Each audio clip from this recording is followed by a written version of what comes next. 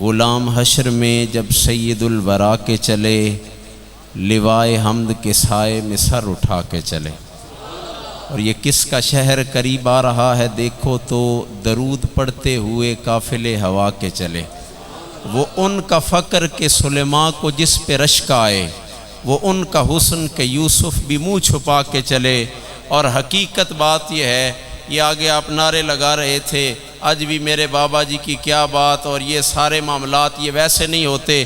چراغ گولڑا نے کہا تھا کہ سر نیاز جھکایا جنہوں نے اس در پر، وہ خوش نصیبی دنیا میں سر اٹھا کے چلے۔ اور جناب آمنہ دوڑی بلائیں لینے کو، جو سر پہ تاج شفاعت کا وہ سجا کے چلے۔ نصیر ان کے سوا کون ہے رسول ایسا، جو بخشوانے پہ آئے تو بخشوا کے چلے۔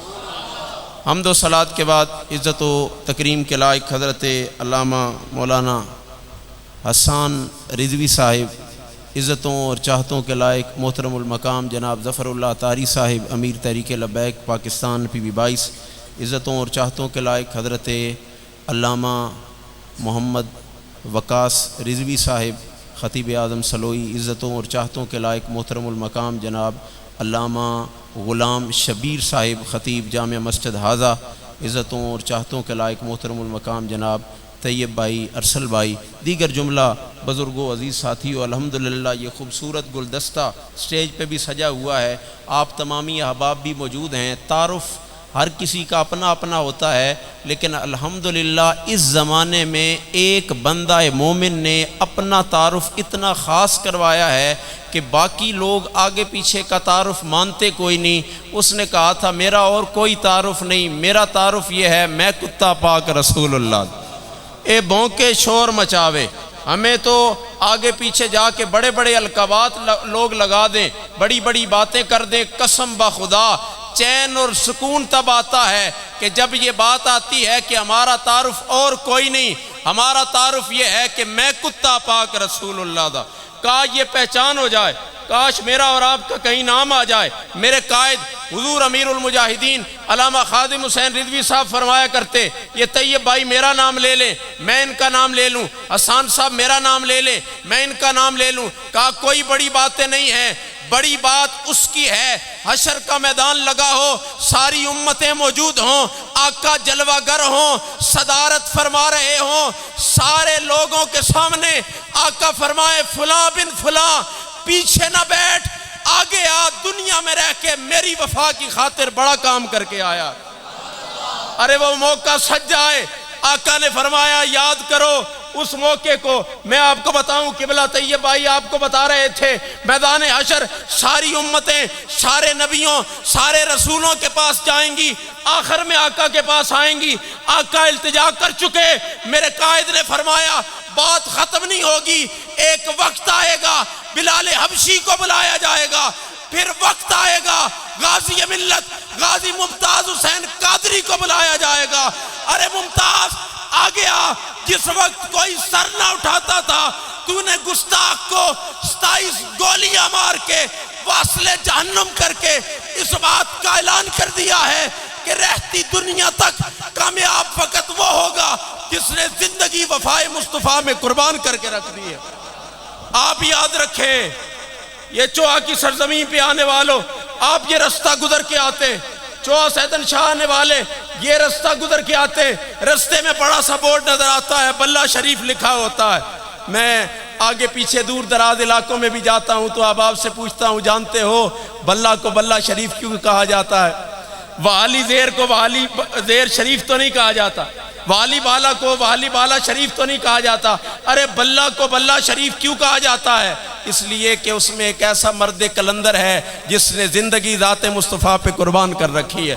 میں اور آپ کبھی سوچیں، میرے گاؤں کا قبرستان بھرا پڑا ہے، آپ کے گاؤں کے قبرستان بڑے پڑے ہیں، کسی قبر کے اوپر آپ سچا عشق رسول لکھا ہوا نہیں دیکھیں گے۔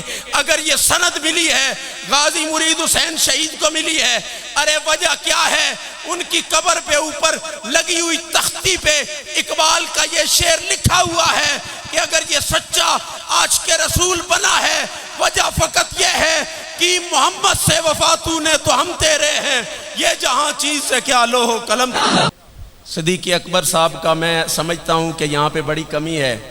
بڑا خوبصورت اور پر رونق چہرہ، ہماری تحریک کی بڑی آن اور بڑی شان ہے. شبیر صاحب کے ساتھ وہ بڑی محنت و مشقت کرتے ہیں، اللہ انہیں سلامت رکھے. واپس آئیں گے آپ ایک مرتبہ پھر ان کو کام کرتا ہوا دیکھیں گے. خیر بات آگے چلی گئی. یہ خوبصورت جو سالانہ ختم پاک کے حوالے سے، سال ثواب کے حوالے سے محفل میلاد بھی ہے، اور ساتھ بڑا خوبصورت عنوان ہے جو انہوں نے مجھے دیا ہے کہ تحفظ ناموس رسالت بھی ہے. میں کبھی آپ احباب کے سامنے بات کروں، یہ آخری مہینہ اسلامی سال کا خلیل اللہ علیہ السلام کے ساتھ اور آپ کے لخت جگر ذبی اللہ علیہ السلام کے ساتھ بڑی نسبت رکھنے والا یہ مہینہ ہے. آپ ان کے تذکرے سنتے ہیں، ان کی یاد ہوتی ہے، قربانی کی جاتی ہے. اور قربانی کے بارے کیونکہ آقا نے فرمایا تمہارے باپ ابراہیم کی سنت ہے، تو اس کو ذہن میں رکھتے ہوئے سنت ابراہیمی کہہ کے بڑے زور و شور کے ساتھ، بڑے ولولے کے ساتھ میں آپ ساری دنیا کے مسلمان ایک ایک روپیہ اپنی مہینے کی تنخواہ سے، اپنی روزانہ کی آمدن سے بچا کے رکھتے ہیں. کیا کرنے لگے؟ سال بعد سنت ابراہیمی پہ عمل کرنا ہے. میں نے کہا صاحب بڑی اچھی بات ہے، سال بعد جانور ذبح کیا کرو، یہ سنت ابراہیمی ہے، لیکن تمہیں پتہ ہونا چاہیے ساری زندگی کا ایک ایک لمحہ اللہ رب العزت کی وحدانیت کا اعلان کرتے ہوئے ساری دنیا سے ٹکر لے لینا، یہ بھی سنت ابراہیمی کہلاتی ہے. اور فقط یہ بات نہیں، میں اپنے آپ نہیں، یہ نہیں ہے کہ میں آپ کے علاقے میں ہوں گھر کو چھوڑا ہو، میں اپنے علاقے میں ہوں اور آگے پیچھے کی بات نہ کر رہے ہوں، نہ ہر چیز بتائی. خلیل اللہ علیہ السلام نے کر کے دکھایا. پہلا کام کیا ہے؟ اتنا بھی نہیں کیا کہ پہلے باہر جا کے بتوں کو توڑا ہو، نہ گھر میں موجود چچا ہے جو بت بناتا ہے اس کا ہاتھ پکڑا ہے. چچا خبردار، آج کے بعد بت نہیں بنائے جائیں. میں پہلی بات آپ کو بتاؤں، یہ سبق لے کے چلے جائیں آج کے پروگرام کا، کہ اگر سنت ابراہیمی پہ عمل کرنا چاہتے ہیں تو برائی کو سب سے پہلے اپنے گھر سے ختم کرنا شروع کریں. اگر برائی کو اپنے گھر سے ختم کرنا شروع کریں گے، اپنے علاقے، اپنے گلی اور اپنے محلے سے ختم کرنا شروع کریں گے، آپ کے لیے منزل بڑی آسان ہو جائے گی. دیکھیں ہم بڑا آسان سفر کرنا چاہتے ہیں، ہم بڑا آسان رستہ اختیار کرنا چاہتے ہیں. قبلہ طیب صاحب کو کیونکہ پتہ نہیں تھا، انہیں لگا کہ شاید ہم یہاں اس رستے سے آئے، یہ سرائی چوک والا رستہ. ہمیں پتہ تھا کہ جم بڑے زیادہ ہیں، ہمیں پتہ تھا کہ روڈ بڑی خراب ہے، اس لیے ہم نے اس رستے کو اختیار نہیں کیا. ہم وہاں اوپر بشارت والا رستہ، حالانکہ چڑھائی زیادہ تھی، وہ استعمال کر کے آئے. کیوں؟ آسانی کے ساتھ منزل تک پہنچ جائیں. آپ کی منزل آخرت ہے، آپ کی منزل قبر ہے، اور قبر میں دیدار مصطفیٰ کروایا جائے گا. میرے قائد نے کہا تھا ساری زندگی کہتے ہو کہ قبر میں سرکار آئیں تو میں قدموں میں گروں، گر فرشتے بھی اٹھائیں تو میں ان سے یوں کہوں، اب تو پائے ناز سے میں اے فرشتوں کیوں اٹھوں، مر کے پہنچا ہوں یہاں اس دلربا کے واسطے. کہا اتنی بات کہہ دو گے؟ میں اب آپ سے بات کرنا چاہتا ہوں. یہ رستہ ہو سکتا ہے نزدیک ہو لیکن خراب ہے، اس رستے پہ ہمیں مشکلات ہیں. آپ ایسا رستہ اختیار کریں اگرچہ آپ کو لمبا کاٹنا پڑے. میں آج بھی دن کو ایک جگہ پہ موجود تھا تو میں نے آپ سے سوال کیا، آپ سے سوال کرنا چاہوں گا، یار بتاؤ حضور امیر المجاہدین بڑی مشقتیں برداشت کی، بڑی تکلیفیں برداشت کی، جیل بھی کاٹے ہیں، گھسیٹے بھی گئے ہیں، ہر طرح کے ظلم و ستم کو برداشت کیا. کیا اتنے ظلم و ستم برداشت کرنے والے شخص نے اس زندگی میں نظام مصطفیٰ کو تخت پہ دیکھ لیا؟ نہیں. کیا سمجھتے ہیں گستاخوں کی گستاخیاں ختم ہو گئیں؟ نہیں. کوئی بندہ اٹھ کے کہے کہ امیر المجاہدین ناکام چلے گئے؟ نہیں. سارے کہتے ہیں یار مرد کلندر کو سلام عقیدت ہے، کامیاب ہو کے چلا. کیا وجہ؟